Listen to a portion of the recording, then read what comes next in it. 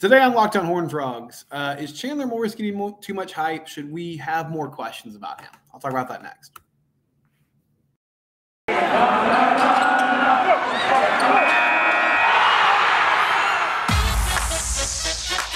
You are Locked on Horned Frogs, your daily podcast on the TCU Horned Frogs, part of the Locked on Podcast Network, your team every day.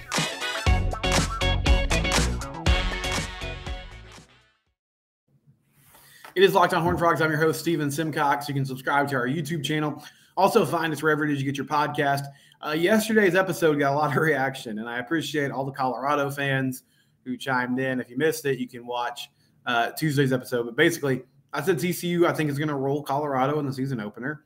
And I sort of laid out my reasons for that just with all the roster turnover that's coming with Coach Prime. Colorado fans understandably disagreed with me and expressed that in the comments, and that's cool. I'm going to have Kevin Borba on Friday. We're going to record Thursday. I'll probably air Friday.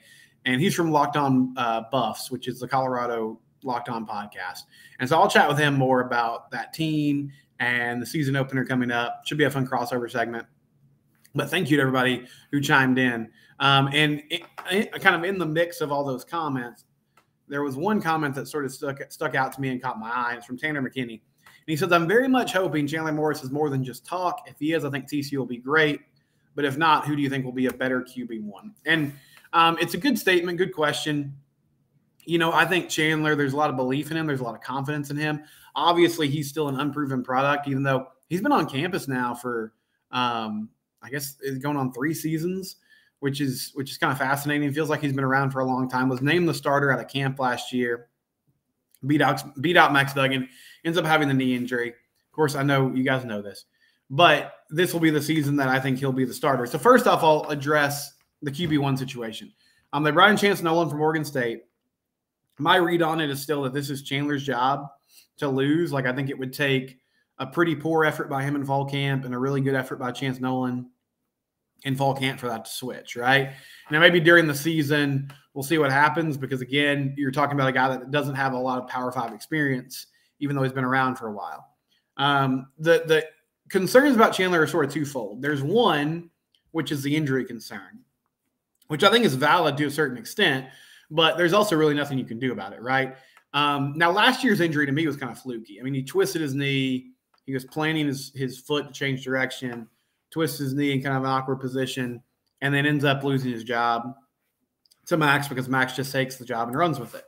The year before that, they played Oklahoma State in a horrible game on the road in Stillwater. You know, they were just coming off that Baylor win, but anyway, like we know the story there. Gary Patterson had left. Jerry Kill was the interim coach. They got down early, and the effort was pretty terrible. And that offensive line struggled. And he got banged up and hit and had to leave the game. And he took some hard hits in that Baylor game, too, that he performed so well in. And TCU fans are optimistic about him. They hold on to that Baylor game. But I think there's more to it than just that. I feel like the fact that he won the job out of camp last year, the reports are that he looked really good in practice throughout the season. And in some ways, he's the more polished quarterback than Max was. Here's where they're really going to miss Max Duggan. Max was flawed at times, even though I think he made some big strides this past season. But the leadership, the toughness, the intangibles were off the charts. And that wasn't just last year. You saw that throughout his career.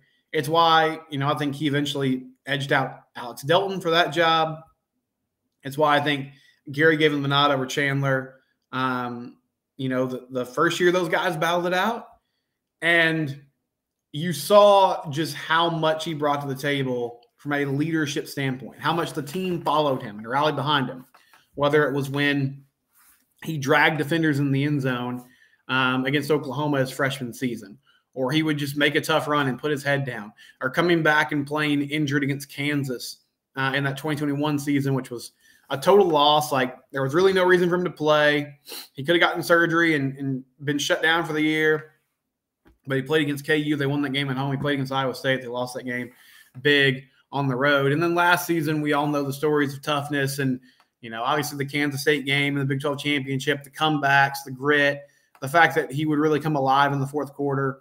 And despite his flaws, despite the fact that he would miss throws sometimes, he would miss easy throws at times, he held the ball too long. I mean, there were games last year where honestly Max didn't play super well. Like Texas Tech comes to mind, where Tyree, I'm forgetting the name of the Texas Tech edge that's so good. But Tyree was just coming off the edge and just killing him every time. And, that he was struggling to make throws. But at the end of the day, like, he made the plays he had to make. And because of the way the team responded to him, because of the fact that he was such a gamer, even given the fact that he was inconsistent at times, he kept that job, had a fantastic season, was a Heisman finalist, all the things. So I'm not saying Chandler Morris can't do that. I just haven't really seen him in an environment where he's been the unquestioned QB1 leader of the team. So I think that's going to be the biggest question that has to be answered. As far as being a quarterback, I mean, I think we've seen the arm talent in the past. He's accurate. He can really sling it. We saw that in that Baylor game a few years ago. I feel like with Kendall Briles, he's going to be in a quarterback-friendly offense that's going to try to run the ball and keep him ahead of the chains. He has escapability. He has the ability to get out of the pocket and make plays. I feel like Chandler Morris is going to be successful as TCU's quarterback. I don't think he's getting overhyped. I don't think there's things here that we're missing. However, the leadership, the intangibles, I'm not saying he can't do it. I just haven't seen it from him because we haven't had an opportunity to see him, in this role for an extended period of time. But that was what Max did so well that set him apart. There's that famous quote from Steve Avila, TCU guard who's now with the LA Rams. It was actually an article that Bruce Feldman wrote. It was about C.J. Stroud and Will Levis and Bryce Young and some of the top quarterbacks in the draft. But one of the questions that scouts had about Will Levis coming out of college was, okay, is this a guy that can really lead a team? And a quarterbacks coach in the NFL said that Steve Avila was talking to him, and he was like, you don't understand how much we love Max Duggan. We would die for this guy.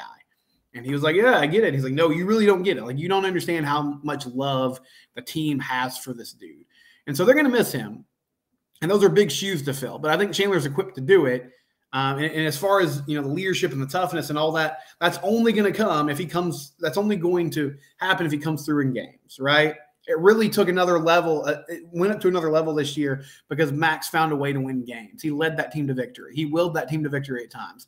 They had comeback wins against Oklahoma State, against Kansas State.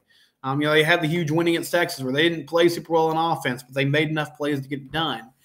And so that's going to be the key. But I think Chandler's QB1. I think he's going to be good. I'd love to hear from you guys in the comments on YouTube, or you can hit me up on Twitter. I'm at SimcockSteven. The show is at Locked On TCU. When we come back, TCU basketball is after a couple big men in the portal, and we'll talk about that next. Before we do that, though, I do want to mention Built Bar. Built Bar, one of our great sponsors. I've said this in the past. We're coming up towards the midway point of the year in some ways. We're in May. And so if you're sitting here, you're like, man, I need to find some healthier options for me. I made a commitment in 2023. It's not working out. Built Bar is a good place to start. Good protein option. Obviously, it's protein bar, so you're going to get plenty of that, but also carbs, limited sugar intake, only 180 or 190 calories. And one of the great things about Built Bar right now, you can still go to BuiltBar.com and get it very conveniently on the web, but also check out your local Sam's Club, go to Walmart, go to the pharmacy section, and they should have Built Bars there. So exciting news. Built Bar is now in more retail stores as well. You can get it at your neighborhood grocery store as well as online. BuiltBar.com. Order the new flavors today. They have a new peanut butter flavor they're rolling out right now. That's really exciting. I'm supposed to get some in the mail soon, so I'll let you know what I think of those.